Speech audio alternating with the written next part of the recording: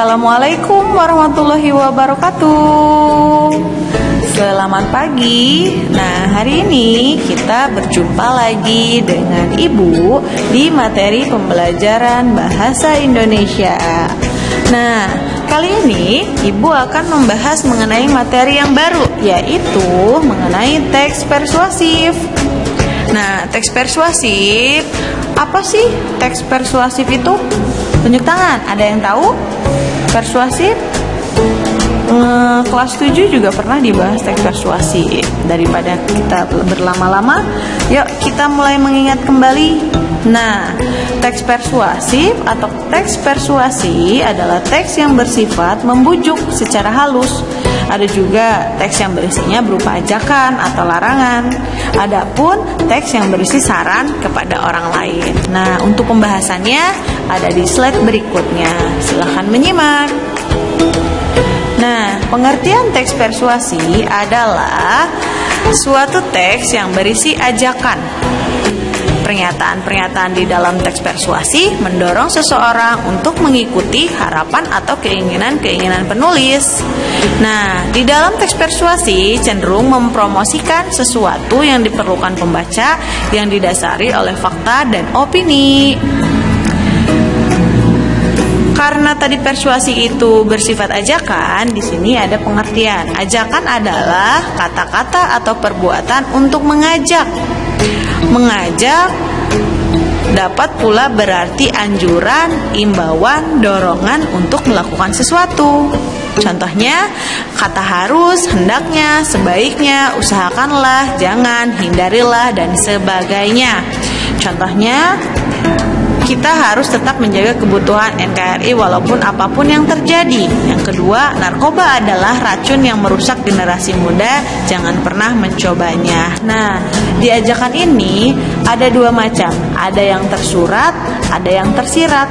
Kalau tersurat, itu sudah jelas tertulis di teksnya bahwa itu mengajak.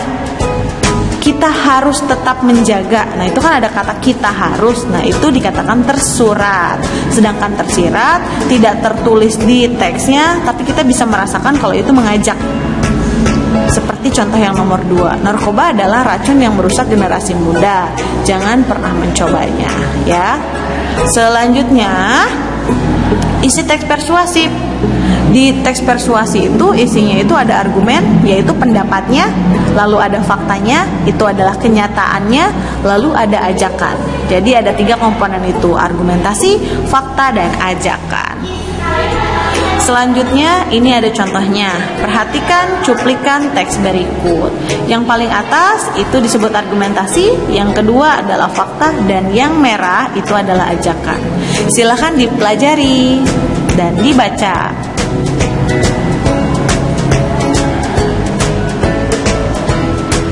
Oke, kita lanjutkan.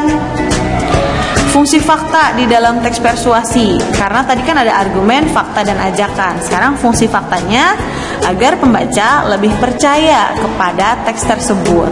Nah, kedua, agar teks tersebut dapat dipertanggungjawabkan. Karena kalau fakta biasanya ada bukti-buktinya. Selanjutnya, tujuan teks persuasi. Tujuannya membujuk, merayu, mempengaruhi orang lain agar mengikuti apa yang diinginkan oleh penulis. Dan jangan lupa disertai dengan fakta. Adapun ciri-ciri teks persuasi, yang pertama adanya bujukan, pengaruh atau himbauan kepada pembaca. Yang kedua, paragraf disusun oleh kalimat yang menyertakan alasan yang kuat disertai data dan fakta. Yang ketiga, paragraf digunakan untuk meyakinkan pembaca atau mempercayai yang ditulis oleh penulis. Yang keempat, banyak menggunakan kata-kata ajakan seperti mari, ayo, lakukanlah, dan sebagainya. Dan yang kelima, biasanya menghindari konflik agar kepercayaan pembaca tidak hilang. Slide selanjutnya, jenis teks persuasi. Nah, ada 4. Yang pertama, persuasi politik, pendidikan, advertensi, dan propaganda. Untuk penjabarannya ada di slide selanjutnya. Nah, di sini ada persuasi politik. Persuasi politik itu adalah persuasi yang dipakai dalam bidang politik oleh orang-orang yang berkecimpung di dalam dunia politik atau di bidang politik. Sedangkan persuasi pendidikan yang dipakai oleh orang-orang yang berkecimpung di bidang pendidikan untuk tujuan memajukan pendidikan. Lalu yang ketiga, persuasi advertensi. Nah, dimanfaatkan dalam dunia usaha untuk memperkenalkan suatu barang atau bentuk jasa. Biasanya advertensi itu bisa berupa seperti iklan, poster itu bisa advertensi gitu, karena dia memperkenalkan suatu barang dan mempromosikan kepada pembaca agar pembaca tertarik kepada produk yang mereka jual atau mereka promosikan. Yang keempat, persuasi propaganda. Yaitu persuasi propaganda sering dipakai dalam kegiatan kampanye. Isi kampanye biasanya berupa informasi dan ajakan. Selanjutnya ada struktur teks persuasi, terdiri dari 4. Yang pertama, pengenalan isu, rangkaian argumen, pernyataan ajakan, dan penegasan kembali. Untuk penjelasannya juga ada di slide berikutnya. Struktur teks persuasi, pengenalan isu. Nah, ini berupa pengantar atau penyampaian tentang masalah yang menjadi dasar tulisan atau pembicaraan. Nah, jadi pengantarnya dikatakan pengenalan isu, apa nih yang akan kita bahas, dikenalkan dulu gitu. Di sini ada contohnya, silakan dibaca.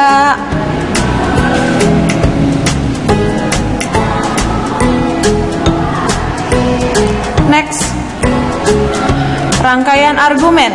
Rangkaian argumen berupa sejumlah pendapat penulis atau pembaca terkait dengan isu yang dikemukakan pada bagian sebelumnya. Pada bagian ini dikemukakan sejumlah fakta yang memperkuat argumen-argumen. Nah, tadi di isu itu hanya ada pendapat saja, dikuatkan lagi di rangkaian argumen. Dikuatkan dengan apa? Dikuatkan dengan menunjukkan fakta-fakta yang berhubungan dengan isu atau pendapat yang tadi di awal. Ini ada contohnya, silakan dibaca.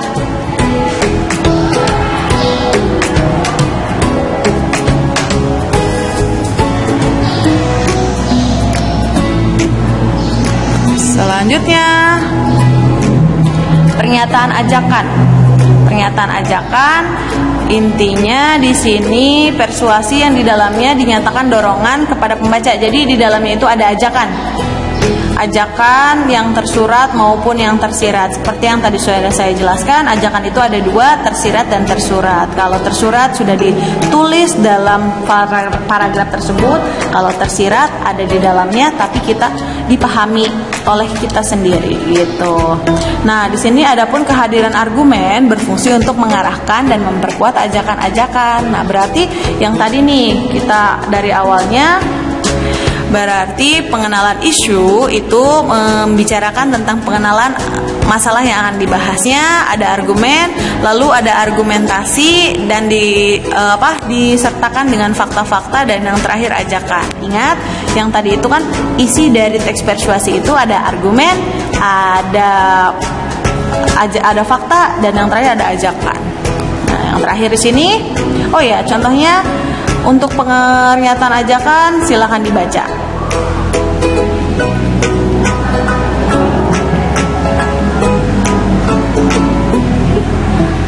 Selanjutnya, penegasan kembali.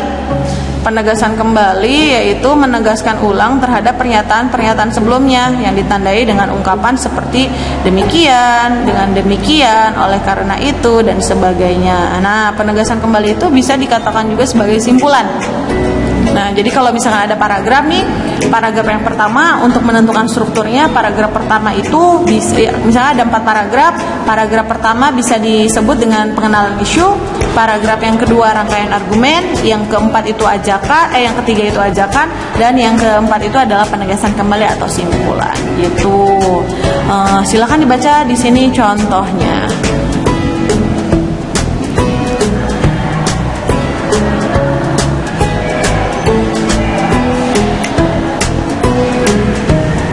Oke, selanjutnya tugas. Buatlah ringkasan materi dari video yang telah kalian simak tadi. Nah, ingat, apabila ringkasan itu dikerjakan di buku catatan, bukan di kertas lembar. Nah, kalau misalkan kayak latihan soal, baru kalian kerjakan di kertas lembar. Tulisannya rapih, jangan lupa ditulis nama kalian, nama mata pelajaran, dan tanggal diberikan tugasnya. Lalu kirimkan fotonya ke grup wali kelas kalian. Ingat, apabila mengirimkan foto harus jelas nama, mata pelajaran, dan tanggalnya agar tidak menyusahkan wali kelasmu dalam membuat rekapan tugas kalian. Oke, dikerjakan dengan semangat. Sekian, terima kasih. Ingat, saya akan selalu mengulangi setiap video saya. Ingat protokol kesehatan, COVID makin merajalela. Kalian masih tetap di rumah. Apabila keluar ke rumah harus menggunakan masker, sering cuci tangan, jangan terlalu banyak kontak dengan orang, jaga jarak, minum vitamin. Dan terima kasih. Wassalamualaikum warahmatullahi wabarakatuh. Bye bye.